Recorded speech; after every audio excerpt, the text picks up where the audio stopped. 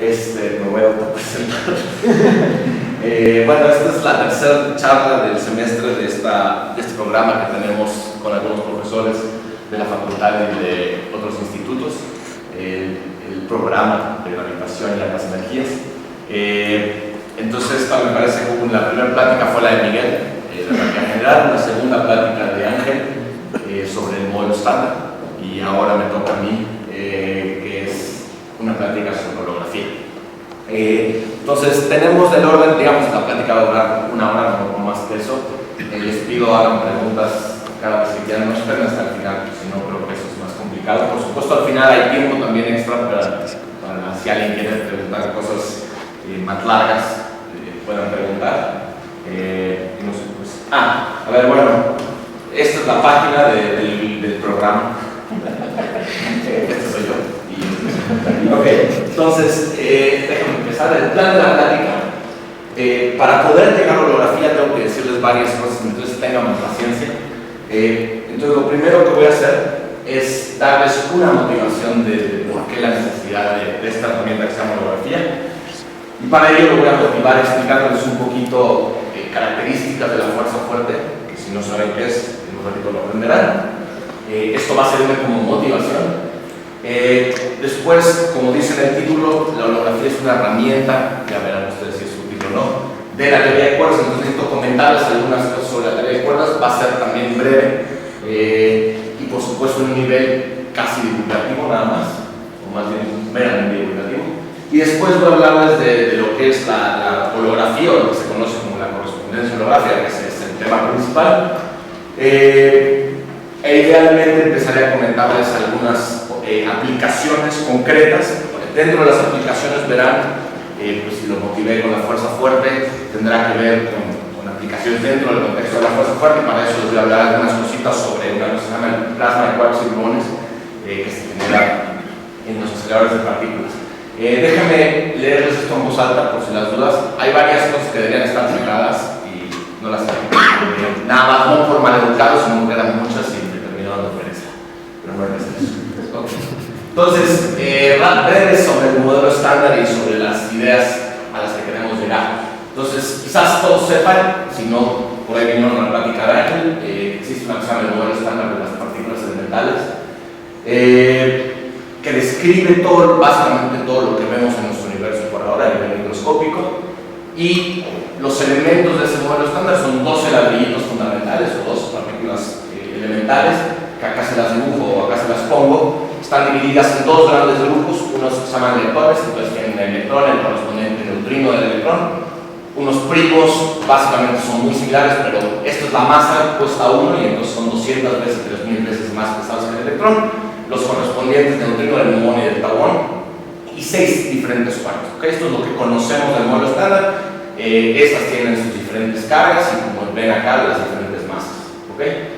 Estas partículas es lo que arma todo e interactúan entre sí a través de 4 fuerzas fundamentales. Entonces, desde el punto de vista, digamos, independientemente si no la plática de Ángel, el formalismo que está atrás del modelo estándar, lo que llamamos teoría cuántica de campos, y la manera, que en eso voy a ser un poco más detallado en unas transparencias, la manera en que interactúan estos ladrillitos son las fuerzas fundamentales, y lo que entendemos por las fuerzas fundamentales es que cada fuerza fundamental le asociamos un mensajero, ¿okay? Una partícula que va a ser la mediadora de esa fuerza. Déjenme por ahora, voy a dejar, hay 4 fuerzas fundamentales, voy a dejar 3, pero voy a dejar por un rato fuera la gravedad. ¿Okay? Básicamente la dejo afuera porque no la entendemos a nivel microscópico, ¿okay? Por ahora. Entonces estas sí las entendemos mejor y es de lo que voy a estar hablando en los primeros minutos. Entonces las 3 fuerzas quizás las conocen. Una es la fuerza electromagnética y le asociamos, el mensajero que le asociamos es el fotón. Después está la fuerza débil, esta creo que todo el mundo la conoce. Si no la conocen, métanle de la fuerza débil, todas las cosas aparecen en procesos de decaimiento radioactivos y hay 3 mensajeros, 2 bosones W y 1 Z, no importa, son particulitas. Y la que me interesa mucho, y la que va a hablar buena parte de la charla, es lo que se llama la fuerza fuerte, y tiene 8 mensajeros. ¿okay? Que llamamos gluones. Y verán que tiene características muy diferentes a lo que ustedes conocen del electromagnetismo, ¿okay? Y ese va a ser uno de los centros de atención de la charla. La fuerza fuerte, quizás sepan, es la encargada, está en la siguiente, la fuerza fuerte es la encargada de mantener, entre otras cosas, de mantener los núcleos atómicos juntos, protones y neutrones. Los protones saben que tienen carga positiva, entonces en principio se tienen que repeler, entonces tiene que existir sí o sí una fuerza que los mantenga juntos, ¿okay? Esa, entre otras cosas, es la fuerza fuerte. Entonces déjenme contarles cuál es la interpretación o cómo entendemos cuál es el origen microscópico de estas fuerzas. Estas que ustedes han oído en electro, al menos a nivel clásico, cómo las entendemos desde el punto de vista cuántico, y de nuevo lo que está acá atrás, más allá de si uso la palabra o no, es lo que se conoce como teoría cuántica de campos. La manera en que entendemos, déjenme empezar con la más fácil, con el campo electromagnético, con la fuerza electromagnética. La manera en que la entendemos es que los electrones, si ustedes quieren acercar los electrones, saben que se quieren repeler por fuerza electromagnética, y lo que está pasando es que se están aventando, se están sintiendo a través de fotonazos, ¿okay? Entonces lo que nos dice la teoría cuántica de campos es que el proceso básico es que un electrón puede emitir o absorber un fotón. Entonces lo que acá estoy dibujando es un proceso en el cual viene un electrón, viene otro electrón, debido a que emite o absorbe de donde estén parados un electrón, este cambia su momento y este también, ¿okay? Entonces es el proceso físico de cómo se sienten los electrones, ¿okay?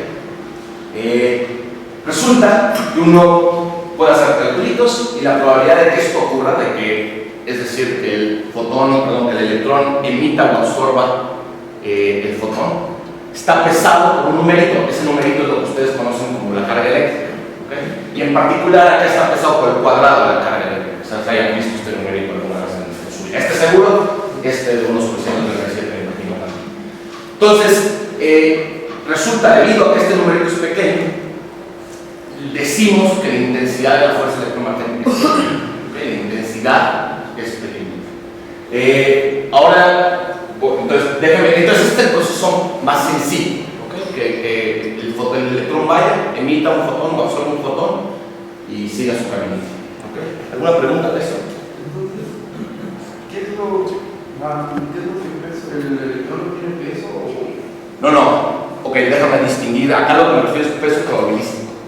¿Okay? O sea, lo que, digamos, el electrón, por supuesto, tiene una masa. El fotón no tiene masa, es un mensajero, una partícula que viaja a la velocidad de la luz y no tiene masa. Y lo que estoy diciendo acá es la probabilidad de que esto ocurra, ¿okay? O sea, la probabilidad de que el electrón emita o absorba está pesado por ese número. Es algo en el sentido probabilístico, ¿ok? Ahora resulta que la naturaleza es mucho más complicada y mucho más fantástica que solamente la posibilidad de tener que el electrón vaya, emita un fotón y sea absorbido por otro electrón.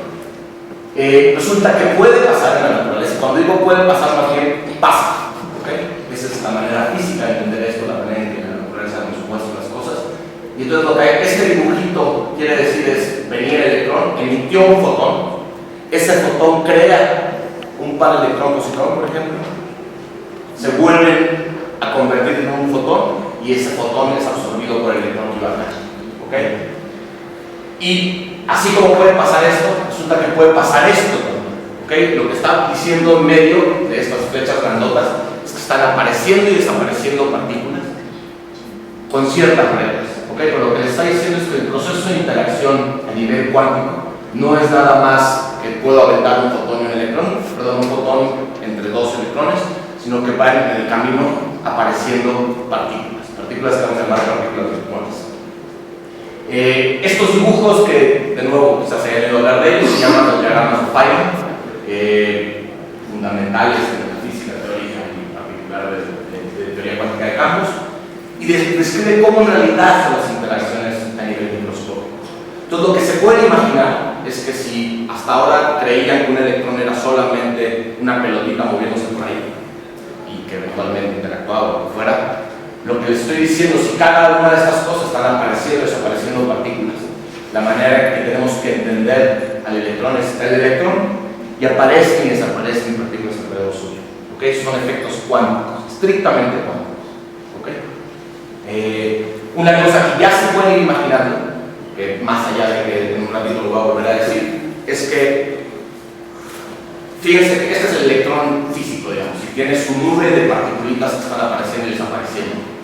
Entonces, dependiendo si ustedes quisieran en el electrón medir la carga de este bicho, pues podrían una superficie gaussiana, ¿no? Harían un circulito y verían qué carga hay. Entonces, claramente, pareciera que dependiendo dónde digo las cosas, dónde pongo mi superficie, la carga del electrón puede cambiar.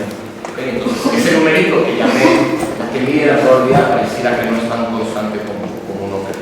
¿Okay? Pero sobre eso voy a hablar en un minuto. Entonces, ahora, eso fue la descripción de la fuerza microscópica del electromagnetismo o de la fuerza electromagnética a nivel microscópico, y por supuesto la idea es general. ¿Okay?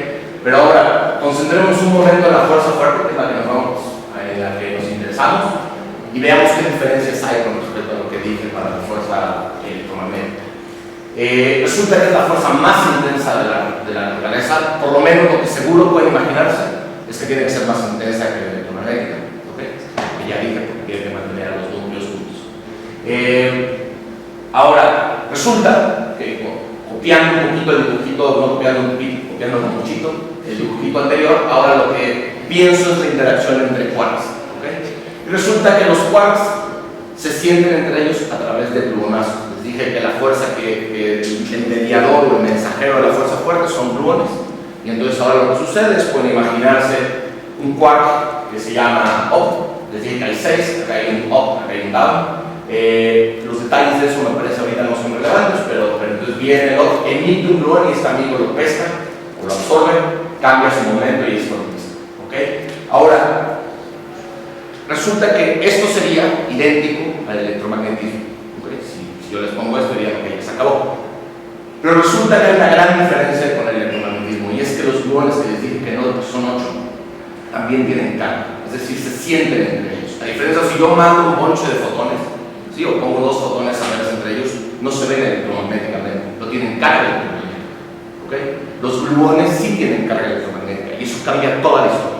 ¿Okay? Eso hace que la fuerza fuerte sea un show mucho más complicado de entender. ¿Okay? Ahora, resulta que la diferencia en relación a que justamente lo que puse acá, que los gluones también pueden sentirse entre ellos, existe la diferencia del electromagnetismo, que hay un solo proceso, existen 3 procesos básicos. Los detalles de nuevo de eso no importa, pero pueden imaginarse que por el solo hecho de que los gluones se sienten entre ellos, las cosas se complican y hay nuevos procesos. Y de nuevo, la manera en que determinamos qué tan intensa o la probabilidad de cómo se sienten estas cosas está pesado con un numerito que llamamos la constante de acoplamiento, que equivalente a lo que sería la carga eléctrica, acá es la magnitud de la carga fuerte. ¿Okay? Esta fuerza fuerte tiene una carga que llamamos carga de color. Carga de color porque a diferencia de que solo hubiera positivo y negativo, resulta que hay 3. Entonces le pusieron 3 colores para poder distinguir las 3 posibilidades. ¿Okay? Y entonces ahora las cosas están pesadas por este numerito o estos procesos, estos 3 diferentes procesos que vemos en las interacciones están pesadas por este numerito. Ahora, cuando la constante de acoplamiento es grande, en el otro caso yo dije, pues tengo E cuadrada igual a 1 sobre 137, y yo dije que ese numerito es pequeñito. Y aunque no fui suficientemente enfático, resulta que uno puede hacer cálculos y resolver lo que se conoce, como lo que ustedes verán después en algún día en la vida, como la electrodinámica cuántica, cuando ese numerito es chiquitito.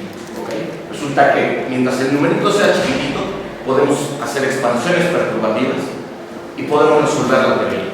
¿Okay? Cuando el número es grandote, resulta que las herramientas usuales que tenemos no nos permiten hacer eso. ¿Okay? Ahora, les dije que en el otro caso era chiquita y en este caso es grande. Y entonces, ¿por qué? ¿No? O sea, ¿qué está detrás?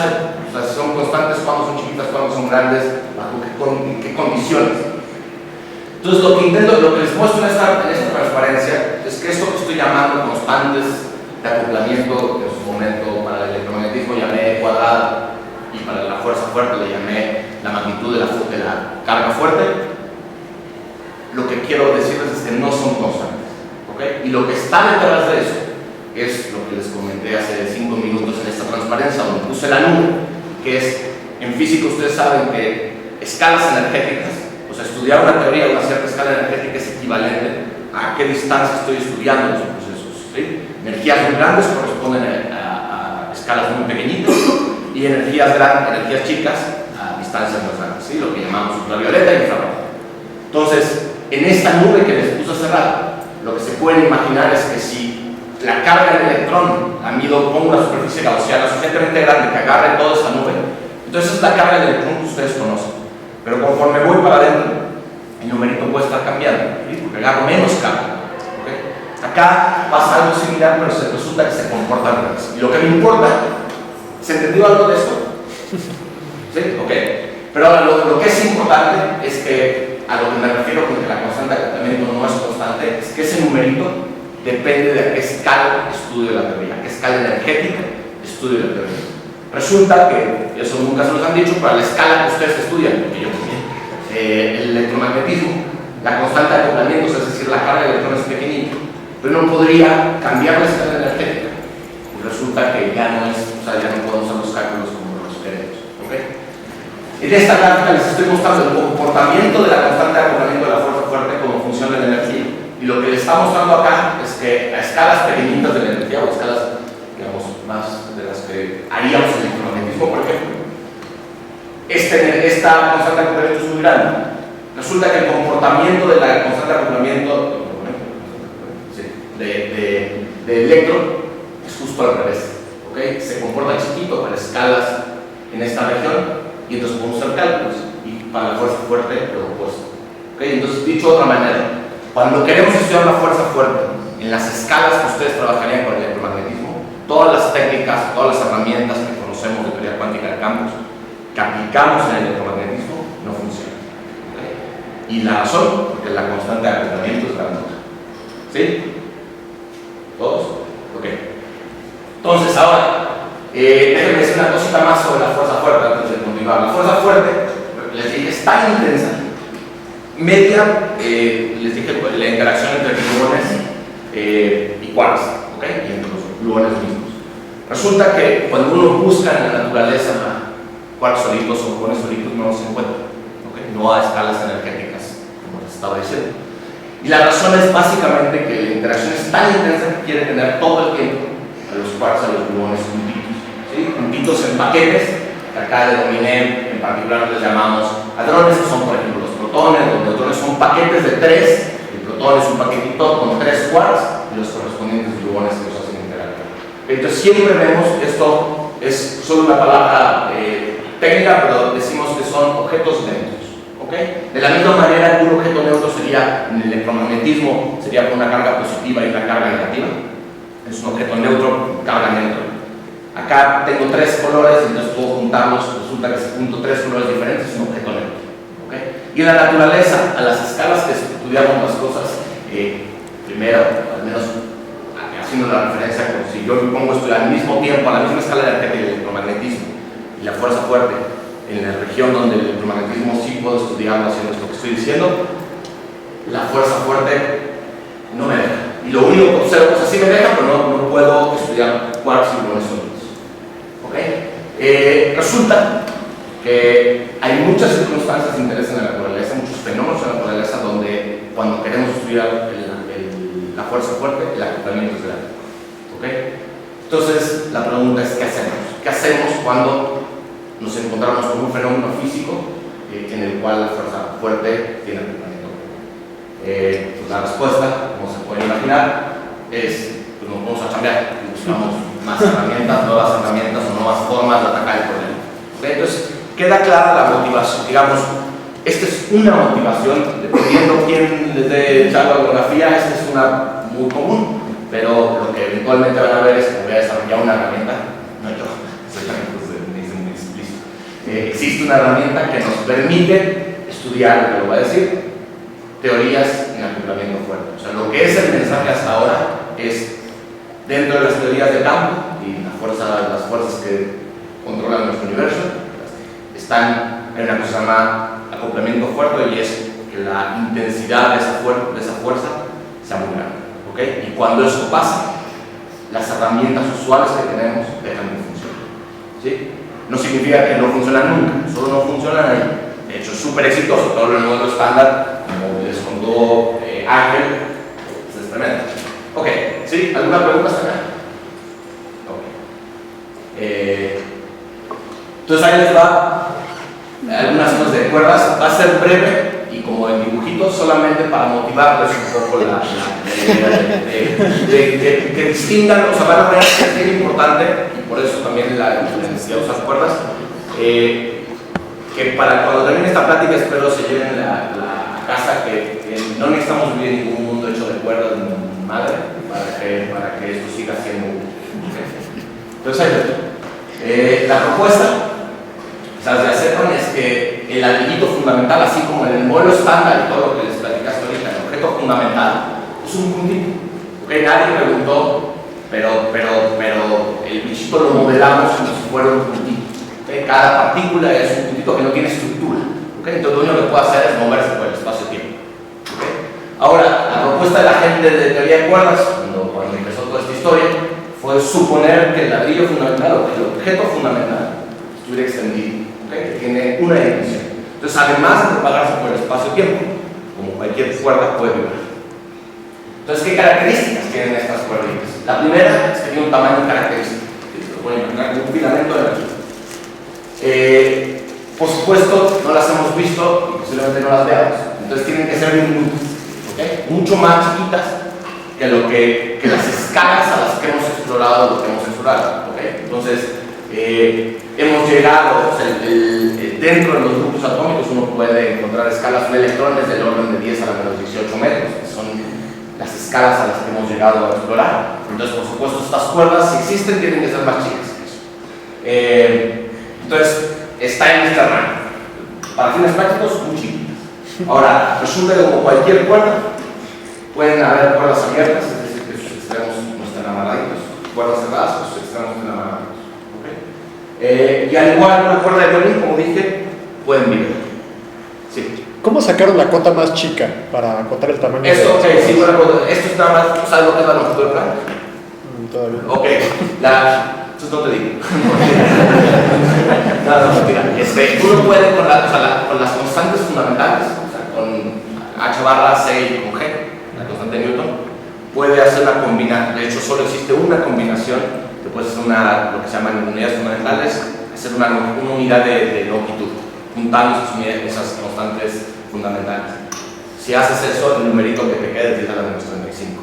Entonces, eso se llama la longitud de Planck, y la gente, los teóricos, dicen o creemos digamos, que el espacio-tiempo, no solo por esto, pero creemos que el espacio-tiempo, si uno se pone a estudiar la tela del universo, o sea, donde vive nuestro universo, no sería continuo, sino que llega un momento en que lo que verías serían como fragmentitos.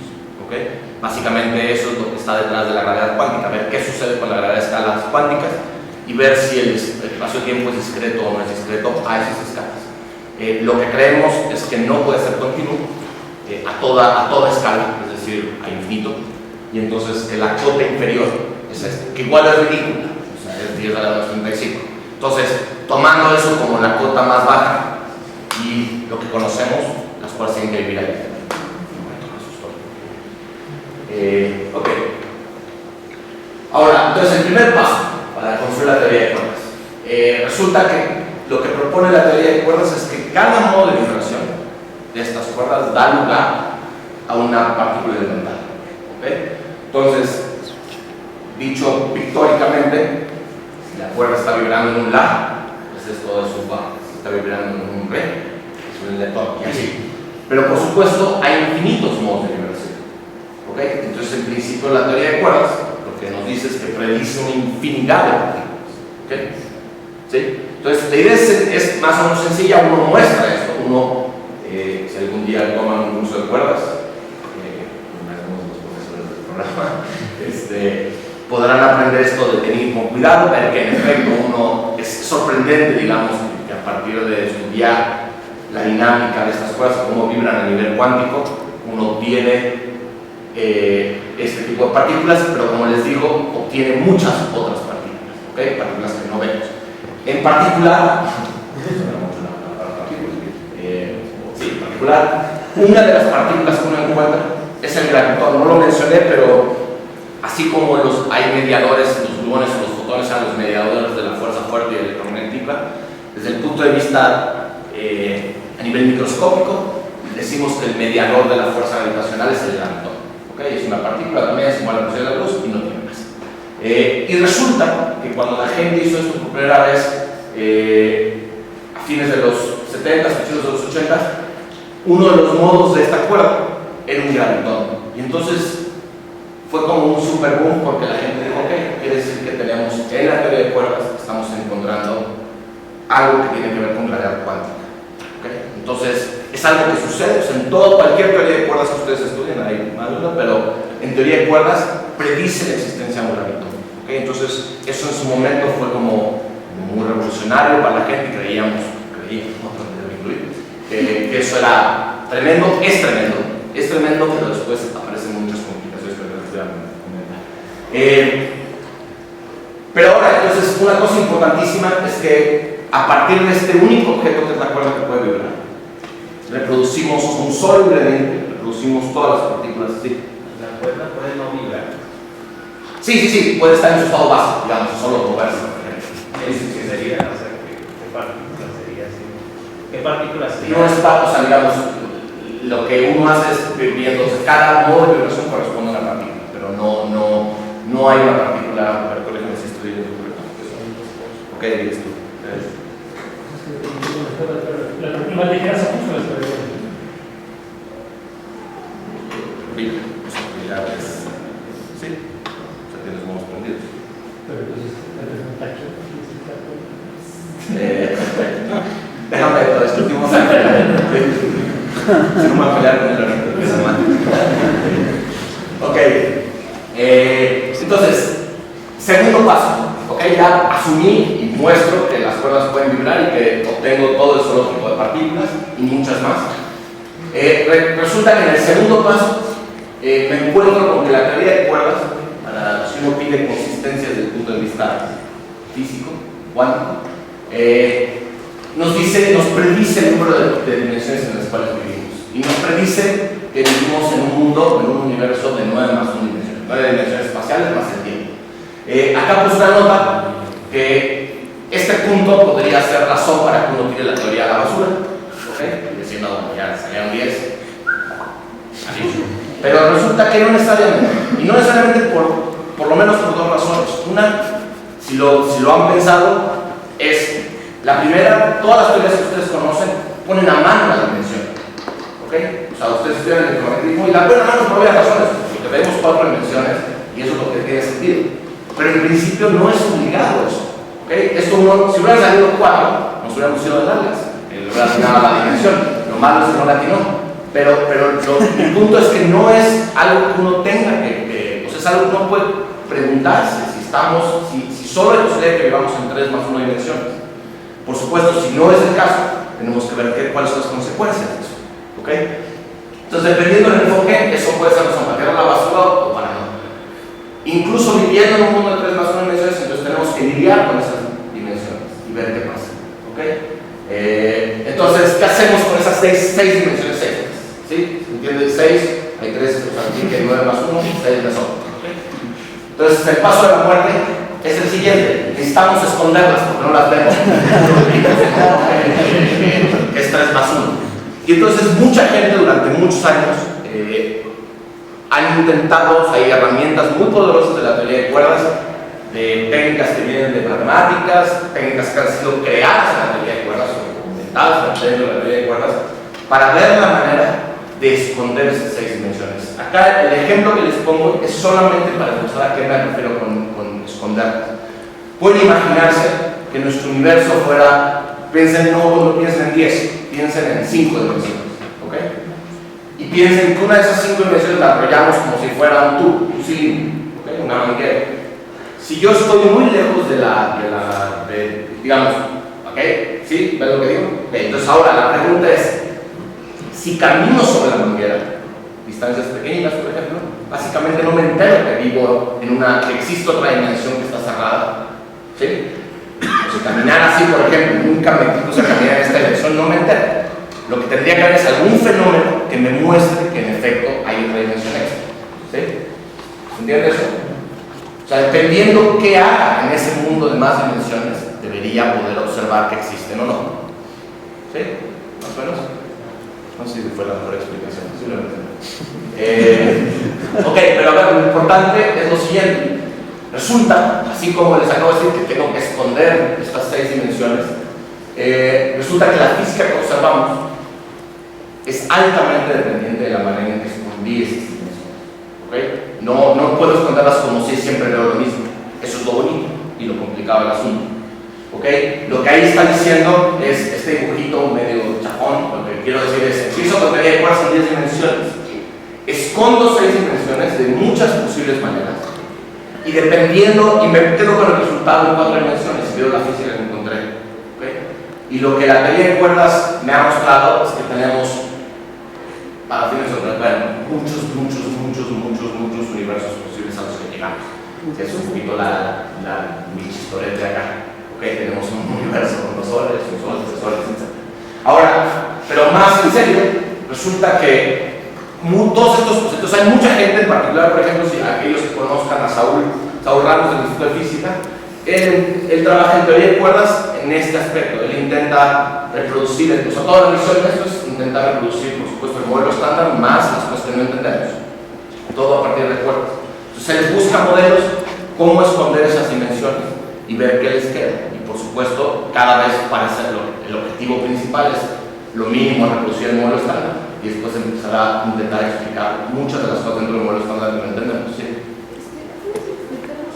¿Por qué suponer que existe el ladrillo básico son las cuerdas y Dios a que vivimos en más dimensiones? Ok, sí, buena pregunta. No lo supongo primero. O sea, digamos, lo único que uno supone es: empiezo a hacer hago la cuenta o veo qué sucede si lo que supongo es que el objeto fundamental sea extendido. ¿Okay? No supongo lo de las dimensiones. Eso me lo dice la teoría. Y entiendo que tu pregunta es: ¿de dónde viene eso? ¿Okay? Entonces, la manera como más sencilla, creo yo, de intentar explicarlo es: todas las teorías físicas que tú conoces o que has estudiado hasta ahora tienen como ciertas reglas que le llaman de consistencia, cosas que tienen que pasar para que la teoría esté bien, ¿sí? Para que las cosas se comporten como queremos, como las vemos en la naturaleza, que tienen que ver con algunas simetrías, cosas que suceden a nivel clásico que pasan a nivel cuántico, cosas que son como pilares de cuando uno arma una teoría. ¿Okay? Uno pide eso mismo en la teoría de cuerdas. Uno agarra y dice: esto no puede comportarse diferente en ese sentido. Y cuando uno pide eso, la teoría de cuerdas te dice: ok, si quieres que eso pase, solo va a pasar, pero la consecuencia es que tengo que vivir en más dimensiones. ¿Okay? Entonces tú puedes quejarte, o sea, puedes decir: oye, pero espérate, ¿qué tan a nuevo es eso? Uno puede relajar un poco estas cosas y de hecho existen teorías de cuerdas en menos dimensiones, se llaman teorías de cuerdas no críticas.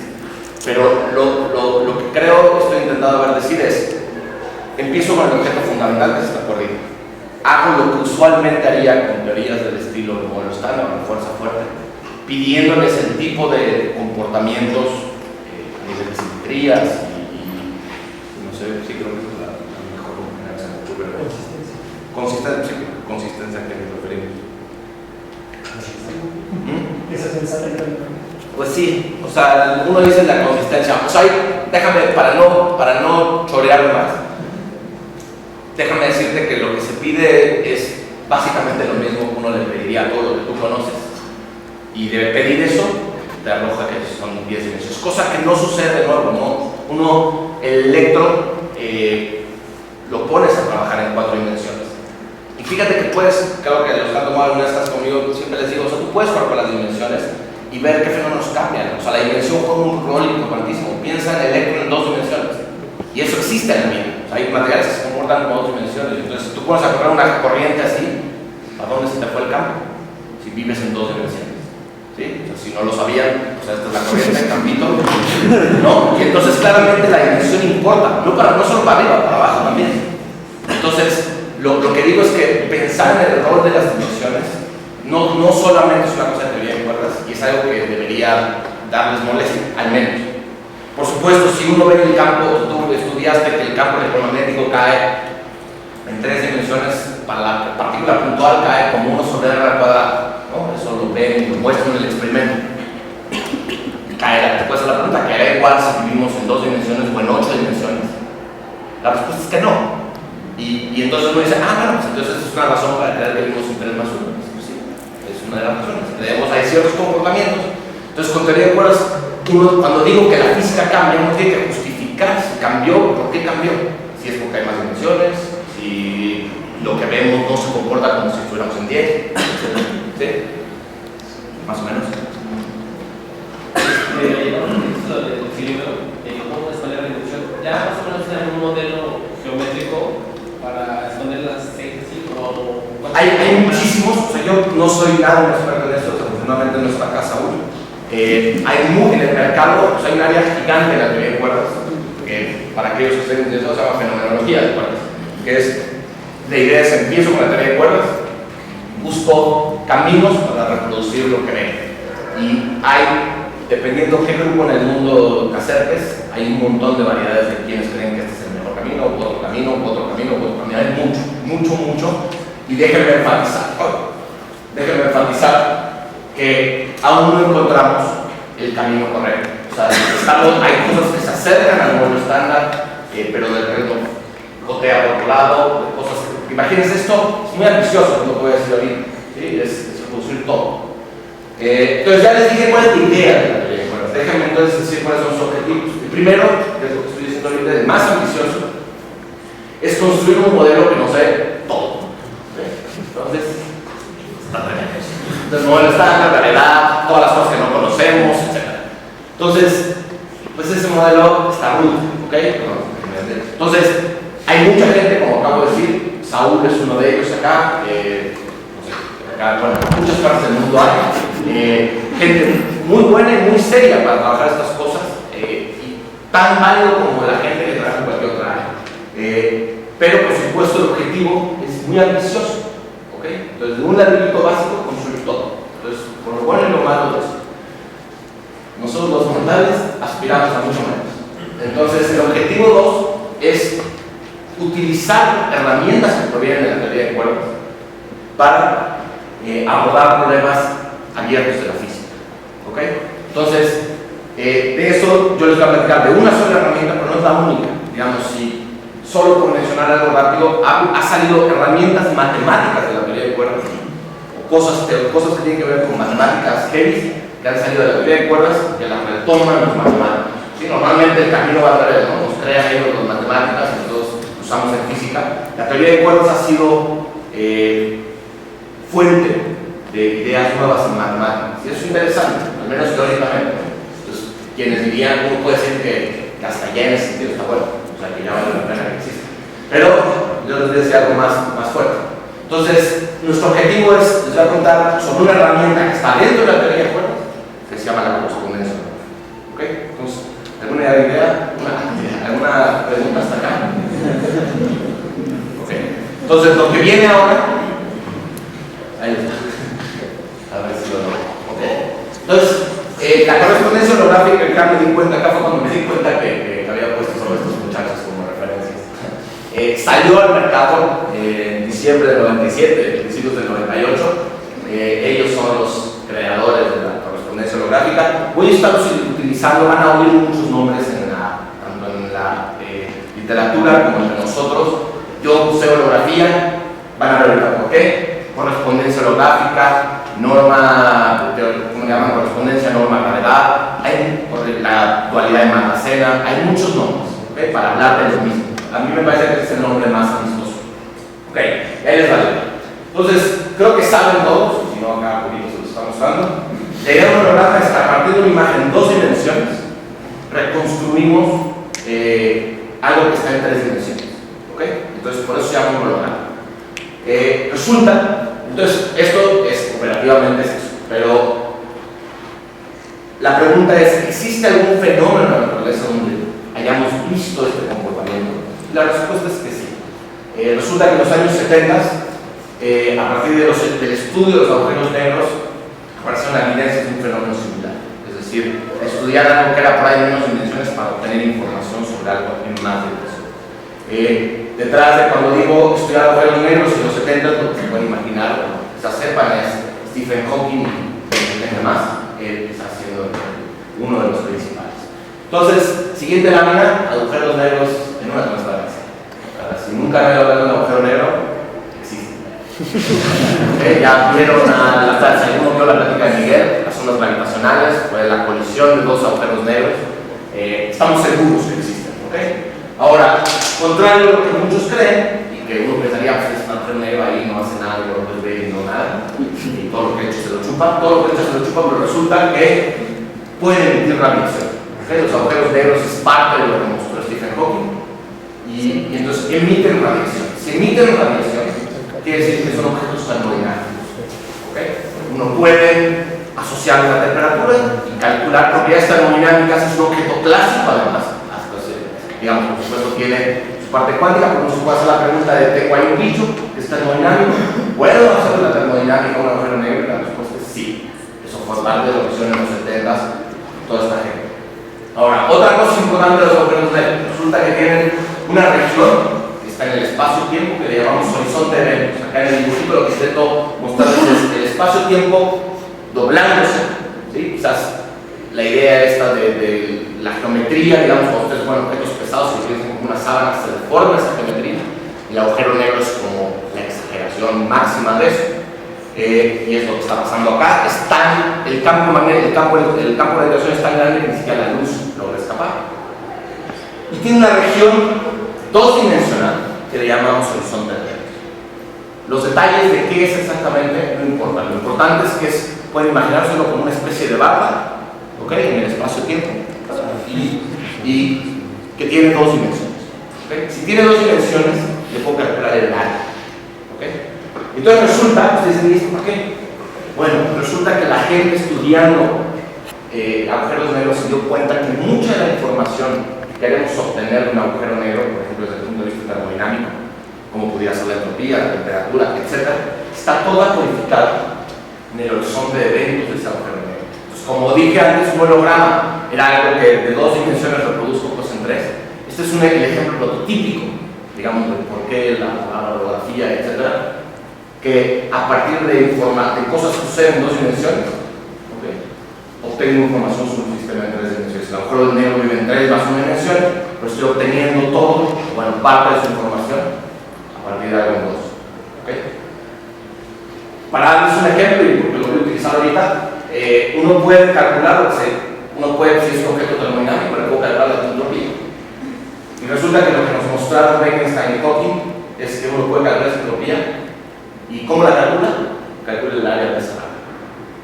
Uno va a calcular, se encuentra la manera de calcularla y eso es la entropía. ¿Cuál es la entropía? O sea, que no tuviera barra, ¿no? Eso es lo que si no tiene barra. En principio, a ver, déjame ver si digo eso correctamente. Yo no hay ninguna utilización. A ver, puede pasar, o sea, que la barra tenga medida cero. Entonces uno pensaría que la entropía puede ser cero. Pero cumple con propiedades idénticas, o sea, la entropía de agujeros negros siempre crece, etcétera, etcétera, y es porque los horizontes siempre crecen también. Hay toda una termodinámica detrás de esto, pero existen agujeros negros, al menos teóricos, eso quizás es un buen énfasis, teóricos cuya entropía es teóricos. Sí, de hecho, esto es un ejemplo perfecto que les dije que las dimensiones en la física importan mucho. Si ustedes estudian agujeros negros en 4 dimensiones, en relatividad general, van a ver que básicamente hay poquitos. Hay 3 o 4, o sea, con simetría esférica, no sé qué está el teorema de Birkhoff, de simetría esférica, simetría, ¿verdad? Es Schwarzschild.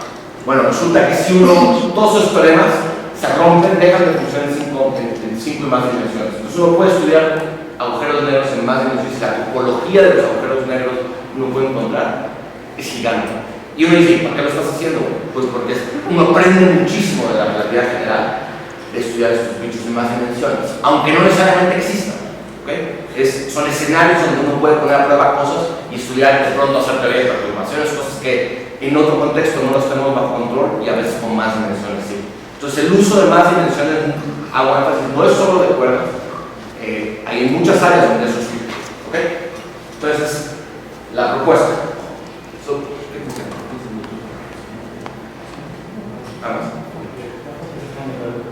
Ok, entonces, a ver, finalmente, holografía. Entonces, la propuesta es la siguiente. ¿Alguna duda de lo anterior? Ok. La propuesta de la correspondencia holográfica, de lo que es la holografía, es lo siguiente. Es una completa equivalencia entre teorías similares a las que describen la fuerza fuerte.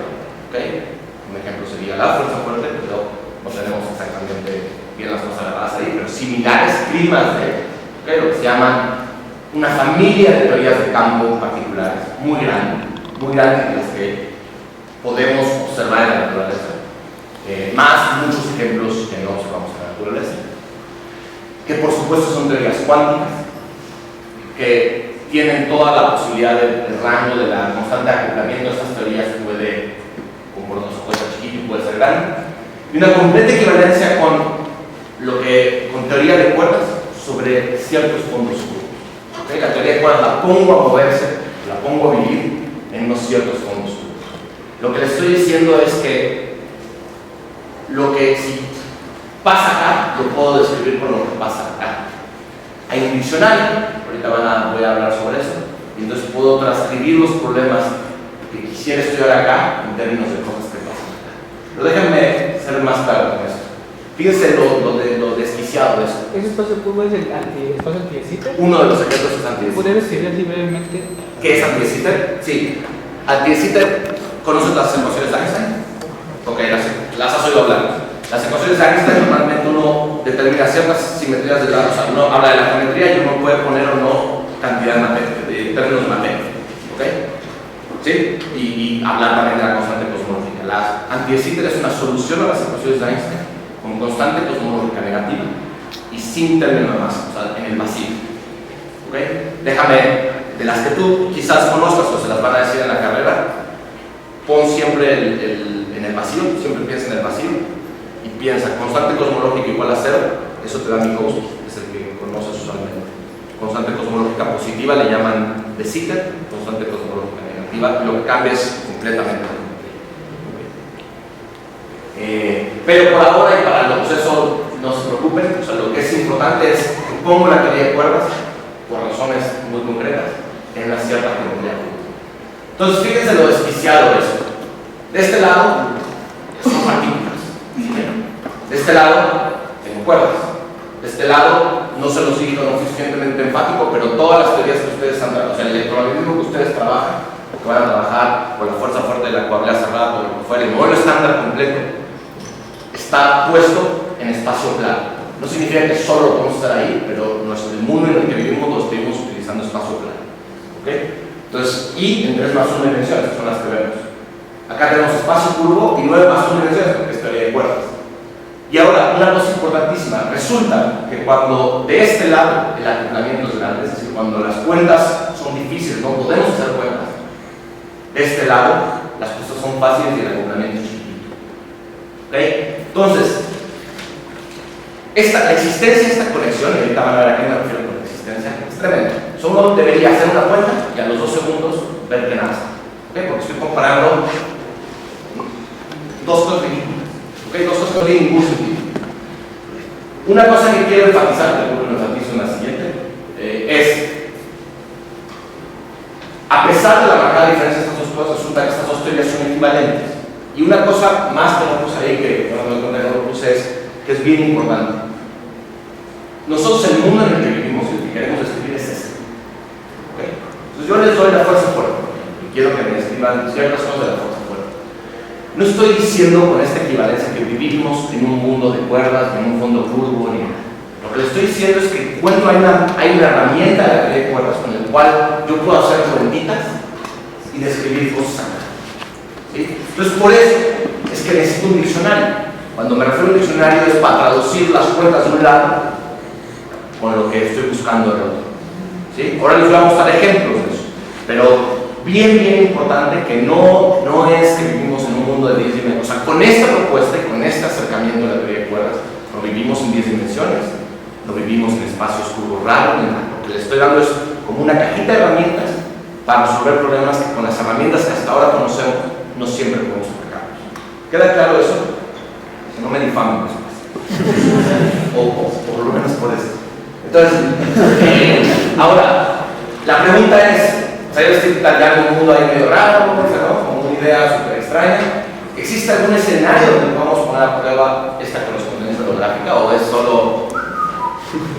La respuesta es que sí. ¿Ok? Entonces, el escenario del nuevo no es el único, es el que por tiempo es el que les puedo platicar, es el que quizás yo también un poco más conozco, pero lo importante es que después, terminando la plática, podemos hablar de otros escenarios. Pero déjenme comentarles sobre el siguiente.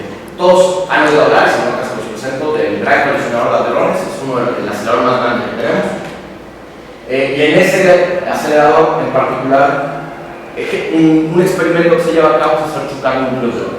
¿Okay? Núcleos de oro a velocidades contrarrelativistas. Entonces acá lo que estoy intentando mostrar es una foto de la colisión. Mandan núcleos, que en principio son como más esféricos, pero por las altas velocidades relativistas se contraen, tienen contracción de Lorentz, entonces se ven como panqueques. Y chocan, se forman, por un instante, nada de tiempo, se forma lo que se conoce como el plasma de quarks y gluones. Entonces déjenme decir algunas palabras sobre las características de este fenómeno. Entonces lo que estoy diciendo es que existe, en el LHC, hacen chocar núcleos de oro a velocidades relativistas y forman lo que se conoce entonces como el plasma de quarks y gluones. ¿Qué es el plasma de quarks y gluones? Es una sopa de quarks y gluones sueltos a billones de grados, ¿sí? Billones de grados, y que en principio es un estado nuevo de la materia, ¿okay? En donde los quarks y los gluones están sueltos. ¿Sí? Les dije que en la naturaleza, así de manera normal, no los vemos sueltos. Tenemos que generar eso, tenemos que crear las energías que logran hacer eso. Y entonces con esta colisión es lo que sucede. Y entonces este estado de la materia que le llaman el plasma de quarks y gluones, esta sopa tiene quarks y gluones sueltitos, pero que están interactuando fuertemente. ¿Ok? En particular también se cree que es el estado primigenio de nuestro universo. ¿Okay? Después del Big Bang se cree que eso es lo que tenemos. Entonces, escenario increíble para poner a prueba la correspondencia. ¿Por qué? Porque se refiere a la fuerza fuerte, estoy hablando de gluones y quarks, en un régimen fuertemente acoplado. El acoplamiento es fuerte, este numerito que les hablé es grandote. Entonces las cuentas que hacemos usualmente no las podemos hacer. Entonces tenemos un escenario físico, bien físico, muy complicado de explicar, en el cual quizás podemos decir algo con la herramienta que les comenté. ¿Sí? Ok. Entonces, les dije que no tenemos, para ser completamente justos, les dije que la correspondencia nos habla de cuerdas en fondos curvos equivalentes a teorías similares a la QCD, o a la termodinámica cuántica o a la fuerza fuerte, la que describe la fuerza fuerte.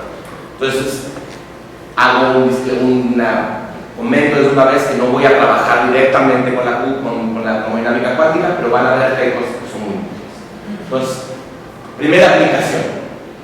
Entonces ya tengo el escenario y les quiero poner a prueba las cosas. Entonces, la primera aplicación les dije que tengo una sopa, ¿ok? Esta es mi sopa, imagínense que este es el plasma de quarks y gluones en minutito. Si ese sistema tiene una temperatura y puedo calcular la entropía, ¿sí? Entonces, la pregunta es, este güey me dijo que en teoría de cuerdas en un fondo curvo, ¿cuál es la cuenta que tengo que hacer? Resulta que uno va y tiene un cierto fondo curvo, que en particular ya lo comentaron, se llama, no importa, pero es un fondo curvo que tiene un agujero negro en ese fondo curvo. ¿Okay? Pueden imaginarse un espacio de tiempo curvo con un agujero negro. Entonces uno va y le calcula el diccionario, este famoso diccionario que les dije que está en construcción, por cierto. Es decir, todavía no tenemos todas las completas equivalencias en cómo se leen todos los fenómenos, sino que está en pañales. Nos dice que si tú quieres calcular la entropía del plasma, es equivalente, es completamente equivalente a calcular la entropía que me enseñó Bekenstein y Hawking de este agujero negro. ¿Okay? Entonces uno va, calcula la entropía casi trivialmente, o sea, muy sencillo, para calcular la entropía de ese agujero negro, y saca un numerito. Y dice, a ver, ve y intenta medirme la entropía de la sopa. Resulta que uno puede hacer el cociente de la entropía de la sopa cuando la fuerza es intensa, así cuando el numerito que les dije es muy grande, entre la entropía de la fuerza cuando es pequeñita, y el numerito que saca uno es este. Esto hecho, por supuesto, con la correspondencia. Una cosa que no mencioné, y muy mal, cuando te acabo de dar cuenta, es que en el acoplamiento fuerte, la fuerza fuerte, hay diferentes caminos para entender la fuerza fuerte y el acoplamiento fuerte. Uno que no mencioné y que es muy importante y que están haciendo avances muy grandes es lo que se llama QCD en la red o lápiz QCD, y es utilizar supercomputadoras para estudiar QCD en ese régimen donde no podemos usarlo usualmente, donde no podemos estudiarlo usualmente. Parte de los grandes problemas que se encuentra la gente de QCD en la red es que pueden estudiar muy poquito, casi nada por ahora, procesos dinámicos, ¿ok? Pero en particular pueden calcular la entropía de los átomos, porque es un proceso dinámico. Uno va y hace ese calculito, calcula y fíjense, saca el punto 8. ¿Okay? De algo que acá, o sea, digamos, ustedes pueden decir, oye, pero ¿cuál es el error? ¿Okay? Estoy de acuerdo, totalmente de acuerdo. Y hay muchos bemoles a esto, pero lo que es importante es que, o sea, lo primero que deberían sacarse de onda es que no, nada debería funcionar. El punto 8, o sea, si están quejando del punto 5, del punto 0,5, ¿no? Estoy calculando la entropía de un agujero negro que no existe, para calcular la entropía de un bicho que sí existe. ¿Sí? Entonces, de nuevo, y recuerden, no dije los detalles, pero no estoy trabajando formalmente en QCD. Entonces, este es un primer ejemplo en el cual de este lado hago cuentas, que son cuentas de verdad súper sencillas. Una cosa importante, otra cosa que no estoy siendo enfático. Acá tengo una teoría cuántica, ¿okay? Y esto el resultado es todo cuántico. De este lado hago una cuenta clásica, ¿okay? Entonces es tremendo que las cosas funcionen. Déjenme darles una segunda aplicación. La sopa esta tiene viscosidad, ¿okay? ¿Sí? Todo el mundo más o menos sabe lo que es la viscosidad. ¿Okay? Entonces, ahora la pregunta es, le quiero calcular la viscosidad de esta sopa. Resulta que puedo, de nuevo trabajo con un agujero negro, un agujero negro en un fondo turbo. Quizás aquellos que hayan llevado física estadística conocen lo que se conoce, lo que se llama la fórmula de Kuhn. Y el diccionario me dice que si quiero calcular, olvídense la fórmula de Kuhn. Si no sale para nada. Lo único que les estoy diciendo, que del lado del diccionario lo que les dice es, calcule usted la probabilidad de que este horizonte absorba gravitones. También tiene gravitones y hay una cierta probabilidad de que los absorba. Calculen eso. Eso es un cálculo que uno hace en gravedad. ¿Okay? Si uno estudia gravitación, uno lo puede hacer. Uno hace ese cálculo y resulta que eso corresponde, uno puede hacer eso, se llama el cálculo holográfico, y resulta que ese numerito es 0.08. Los experimentos, o sea, cuando la gente empezó a sacar numeritos en el LHC y antes en otro acelerador que se llama RIC, primero pensaron que el estado externo de la materia no era fuertemente calculado. Y cuando hacían los cálculos se dan cuenta que las cosas no funcionaban. Entonces empezaron a conjeturar que era fuertemente calculado. Hay mediciones de este numerito, está entre el punto 2, es muy difícil medirlo porque está entre el punto 1 y el punto 2, y es el cálculo del gráfico. Acá hubo un boom, eso fue en el 2003, sí, 2003, más o menos. Y acá hubo un boom importante de aplicaciones o de la posibilidad de aplicar la correspondencia en este escenario, en este contexto. La gente empezó a intentar, con este numerito en mente, porque parece no voy a entrar en los detalles, porque fíjense que todo el tiempo estoy hablando de que no estoy formalmente trabajando con la dinámica cuántica. Pero lo que uno sí puede hacer, y eso quizás lo aprendan con el tiempo, es que hay cantidades que son universales. No importa qué teoría de campo esté trabajando, hay numeritos que esperaría, no importa la teoría, que sean el mismo. Entonces, busco esos numeritos, busco intentar calcular esos numeritos. Entonces, no me importa si estoy trabajando en la QCD o no. Si le pego ese numerito, entonces esperaría que sea universal y entonces es una buena predicción. ¿Okay? Si busco un numerito que sea muy dependiente de la teoría, por ahí lo que obtengo no es confiable. ¿Okay? Entonces, esto fue un boom en términos de resultado. De nuevo, uno esperaría de este lado, como énfasis, estoy calculando probabilidad de que un horizonte absorba gravitones. ¿Qué tiene eso que ver con viscosidad de un plasma? Cuidado, sal. ¿Okay? Entonces, déjenme, antes de terminar, mostrarles, pues estas son dos aplicaciones muy concretas, dos aplicaciones donde puedo comparar directamente con el experimento, o casi directamente, o más o menos directamente con el experimento, pero lo que quiero venderles es que esto es un mundo, o sea, la historia de la holografía o de la correspondencia holográfica es buscar escenarios, o un acercamiento de la holografía es buscar escenarios en la naturaleza que tienen comportamientos de acoplamiento fuerte e intentar buscar la manera de describirlos utilizando holografía. ¿Okay? ¿Qué grande es ese área? Les va, más o menos mínimamente. Faltan, por supuesto no puse referencia, hay gente en todas partes del mundo haciendo esto. Estoy siendo súper injusto con la lista y por supuesto aún más injusto con que no puse citas. Pero lo que quiero venderles como mensaje es el siguiente. Hay muchísimas aplicaciones, muchísimas. En el contexto del plasma uno puede empezar a seguir calculando cosas. En particular uno puede intentar, les dije, tiene un diagrama fase, es un sistema termodinámico, puede intentar caracterizar eso. Básicamente, desde el punto de vista de la correspondencia, lo que uno estudia es el comportamiento del agujero negro, es gravitación. Uno puede hacer cálculo de emisión de fotones, aquí está un experto, Leonardo Patiño del departamento es un experto en eso, diversos coeficientes de transporte, Alberto y otros colaboradores en Elena en Colima, hay otras personas acá en México que han hecho también cálculos en este contexto del plasma de quarks y gluones. Otro escenario completamente diferente es, resulta que hay muchos escenarios, muchas situaciones de materia condensada o fenómenos de materia condensada que también sufren acoplamiento fuerte. Por supuesto, otro porque no es la fuerza fuerte la que está en juego. Y resulta muy complicado estudiar. Utilizando la correspondencia holográfica, que no estoy diciendo cómo, solo piensen que puedo hacerlo. Puedo estudiar la conductividad, una cosa se llama el efecto Kondo cuántico, el efecto Hall cuántico. ¿Okay?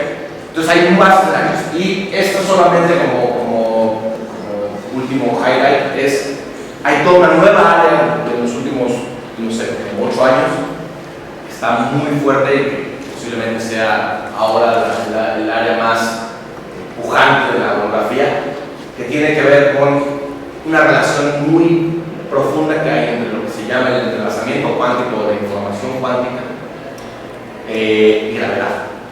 ¿Okay? Entonces, una cosa que espero quede claro solamente ver esta lámina es que no solo hay gente de cuerdas haciendo eso, porque el área es muy grande y entonces hay gente de cuerdas, pero gente de cuerdas trabajando con gente de materia condensada, gente de campos. Entonces, lo que ha hecho eso como conclusiones es que se ha vuelto como muy multidisciplinario la forma de trabajar. Por supuesto, si quiero ir a estudiar un sistema de materia condensada, pues yo sé poco y nada de materia condensada. Mucho mejor si voy a un experto y le pregunto, oye, ¿qué tipo de cosas quieren medir ustedes? ¿Okay? Entonces, eso es algo muy bonito de la correspondencia, que ha permitido que grupos que parecían ni se hablaban, porque no teníamos nada en común, ahora trabajan juntos. ¿Okay? Entonces, solo a manera de conclusión, para ya dejar producir, la correspondencia holográfica, espero que nos haya más o menos convencido, es una herramienta que nos permite obtener información sobre teorías similares a la fuerza fuerte, a la que describe la fuerza fuerte, muy importante en el régimen de acoplamiento fuerte. ¿Okay? Justo en esa régimen donde las herramientas usuales, al menos salvando QCD de la red, nos permiten explorar poco. Y eso lo hacemos estudiando teoría de cuerdas sobre fondos seguros. ¿Okay? Hago énfasis de nuevo acá, que no significa que nosotros vamos en cuerdas, ni que estemos hechos de cuerdas, ni en fondos curvos, ni en décimas. ¿Okay? Es solamente una herramienta para calcular cosas. El número de posibles aplicaciones aumenta rapidísimo, aumenta muy rápidamente, y como consecuencia de ello, el área justamente se ha vuelto multidisciplinario. ¿Okay? Eso es maravilloso. Y bueno, como se imaginarán, hay un montón de, básicamente les vendí el lado alegre de la historia. Hay mil cosas espantosas, pero igual está de nuevo. Y eso. Gracias.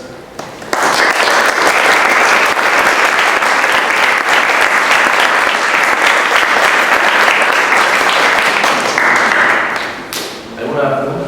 Sí. ¿Aún se pueden buscar tipos de teoría de cuerdas que sí me mapeen, por decir así, la interacción fuerte como usualmente debería de ser? Ok, a ver, la respuesta corta es todavía no la tenemos. O sea, todavía no tenemos ningún ejemplo. Déjame ser un poquito más preciso con lo que voy a decir. El juego acá, un poquito cuando lo que me refería tengo esta equivalencia entre la teoría de cuerdas por el fondo curvo igual a una cierta teoría de campo parecida a la fuerza fondo.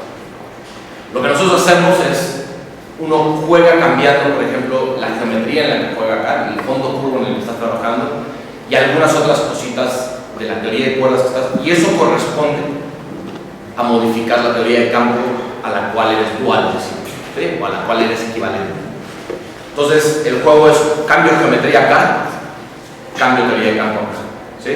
Entonces, básicamente, la pregunta tuya es, ¿existirá alguna geometría que sea equivalente completamente a la cromodinámica cuántica? La respuesta es, por ahora no.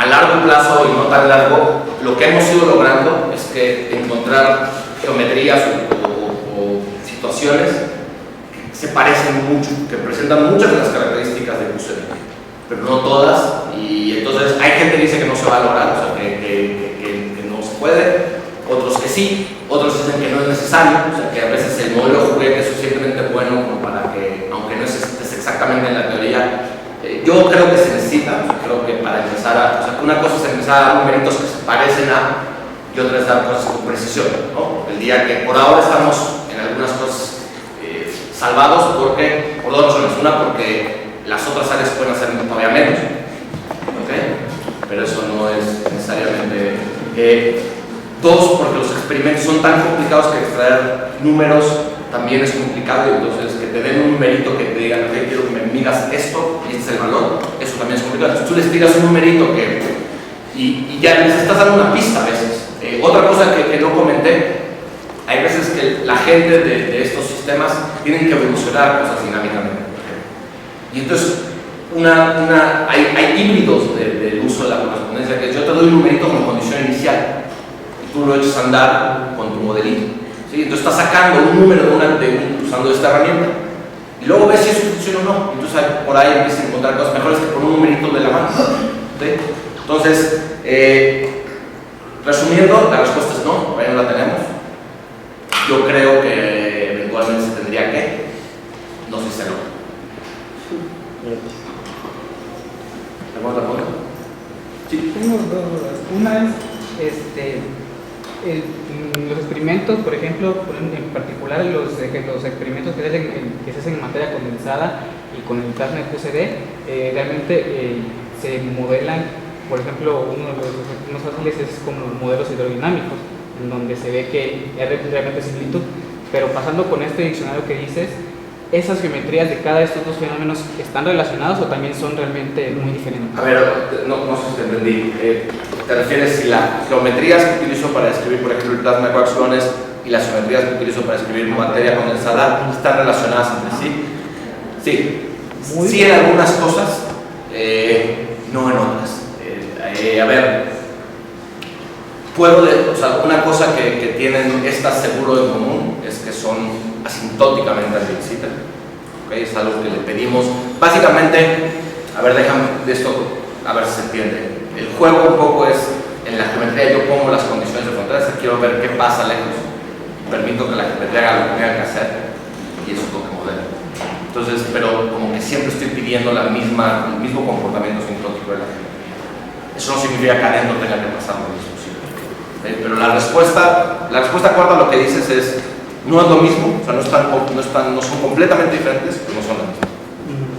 Okay. Hay un camino, hay un punto intermedio. Y la otra es, dado que ya hay evidencia experimental de todos estos procesos, por ejemplo, de cómo se expande la anisotropía elíptica del plasma de QCD, ahora, esos datos, esa información que ya está medida, ¿la pueden utilizar ya ustedes pasando la producción inversa? Sí, buenísima pregunta. Fíjate, una cosa que no, para los que igual no sepan de lo que él está hablando, o sea, este plasma tiene una evolución temporal, ¿no? Entonces chocan, se forma el plasma crece, o sea, se evoluciona como esta bola de fuego, se expande, la temperatura empieza a bajar y los quarks y los gluones se dice adornizan en el sentido que se vuelven a juntar, ¿ok? Y eso, toda esa evolución es una evolución. Primero se pensaba que no era una evolución hidrodinámica, pero resulta que lo es. Pero hay procesos de lo que va pasando en medio, incluyendo cómo organizan estas cosas y otros comportamientos que dependen de la escala temporal a cuando uno está midiendo. No sabemos cómo sucede. Y entonces hay gente en este área de neurografía que estudia la evolución de este sistema y toma numeritos de lo que tú me estás diciendo, o sea, toma los numeritos del experimento y echa la evolución para atrás. O sea, toman lo que pueden medir en el experimento, es como que ya que avanzó, ya que se enfrió esto. Entonces toman ese numerito como final de la evolución y le echan para atrás con técnicas de esto. Y encuentran numeritos o empiezan a calcular cosas que de otra manera no se podría. Y dan numeritos, una cosa por ejemplo, para que quizás hayas oído hablar, no se entiende una cosa que es una pregunta abierta, no se entiende por qué el sistema cuando choca los núcleos es anisotrópico. Anisotrópico significa que no es igual en todas las direcciones. Pero rápidamente se vuelve isotrópico, porque es rapidísimo y no se entiende por qué eso pasa. Uno hace el cálculo usando bibliografía y encuentra numeritos súper pequeñitos de por qué está pasando y se medir. Tiene que ver con estudiar la dinámica de agujeros negros. ¿Okay? Entonces, esto que usamos, entonces, bueno, usan numeritos que uno saca de los experimentos a veces para echarlas a andar evoluciones, o a veces al revés, nosotros les damos numeritos para echarlas para adelante. Entonces hay como no necesariamente siempre exitoso, pero esto creo que aparte en buena medida ha logrado pasar o pasa porque los dos campos se han ido acercando. O sea, como que creo que hay cada vez menos prejuicios de la gente, tanto de cuerdas como de la gente que estudiaba estos experimentos, ¿sí?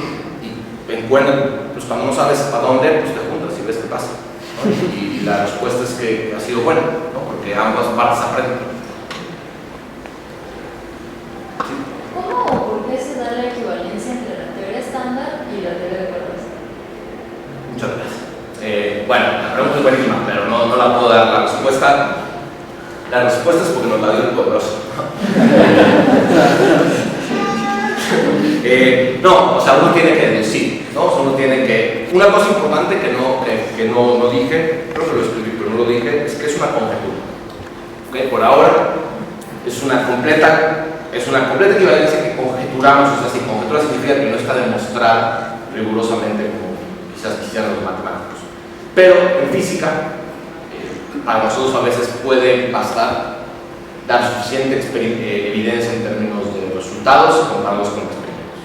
Entonces, una cosa que no fui suficiente tampoco justo en dirección a esto es el paper original, el artículo original que publicó Madlacen en el 98, tiene más de 10.000 citas. ¿Okay? Es el paper, si no me equivoco, el más citado a la fecha. Cosa que en cualquier área de física que uno estudie, las citas es básicamente cuánta gente está leyendo tu trabajo e intentando sacar cosas. Entonces es tremendo. Y hay 10.000 trabajos que citan ese trabajo, más todos los que no lo citan, significa la cantidad de trabajo que está detrás. Gente intentando dar más evidencia y más evidencia y más evidencia de que esto es verdadero. Entonces, a pesar de que, para ser justos, sigue siendo una conjetura, aquellos que trabajamos en ello, creo, o que llevamos un rato trabajando en ello, sí que sea un dogma, nos la creemos, porque nos creemos otras cosas que son más afines. Esto yo creo es tremenda la evidencia que hay, y entonces, y no es un pequeño grupito aislado ahí, hay gente por todo el mundo, de muchas áreas, de muchas disciplinas, haciendo esto. Y entonces, creo que en ese sentido, creo que ya a esas alturas es un área completamente válida y bien parada como cualquier otra área de la física. ¿Cómo demostrarlo? No hay respuesta. Si quieres, en algún momento, para eso se dicta teoría de cuerdas y varios cursos, uno puede ver de dónde sale. ¿Okay? No de pronto dije, esto es equivalente a esto y ya, nada. Que es importante, no es una manga. Todo lo que estoy diciendo esto de, oye, ¿por qué la entropía es así? O sea, uno tiene que justificar, construir ese diccionario. Primero construir esta equivalencia y luego empezar a construir el diccionario. Este diccionario del que hablo es el que lleva construyéndose 10 años, ¿no? No sé, más de 10 años. Entonces, en ese sentido, la pregunta es muy buena. Lo único que puedo decir por ahora es, no es una manga, se pueden mostrar ciertas cosas, pero sigue siendo una conjetura. Sí.